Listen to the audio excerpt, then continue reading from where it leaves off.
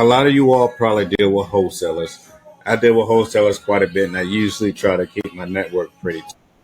So be careful when you're dealing with a wholesaler. Always check behind them, and it's not all of them. It's a select few that'll go behind your back and sell a property that you put EMD on, and it's possibly because that other person has a better offer than you had, but you put EMD and they didn't have EMD to put on it, and then they try in Texas they try to hold your EMD.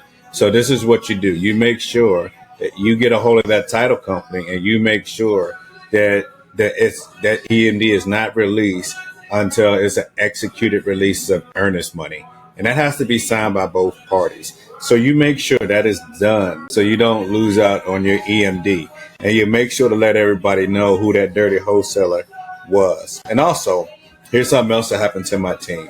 So since we do buy properties, we bought one property. We found out that the wholesaler just went to a realtor. So it ended up being it was an off market deal that was really on market, but didn't get the terms properly done with the realtor.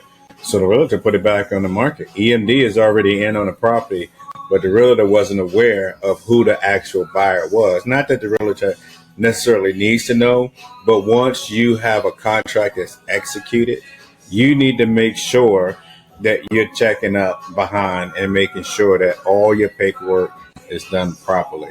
And if you have to, call a realtor and make sure the realtor is aware. And if you need to, go buy the property yourself and don't worry about the wholesaler that was trying to do you dirty. I just wanted to pass that forward in case you guys didn't know. I'm sure you probably do know, but inquire with me and I'll tell you more on these stories if you're interested.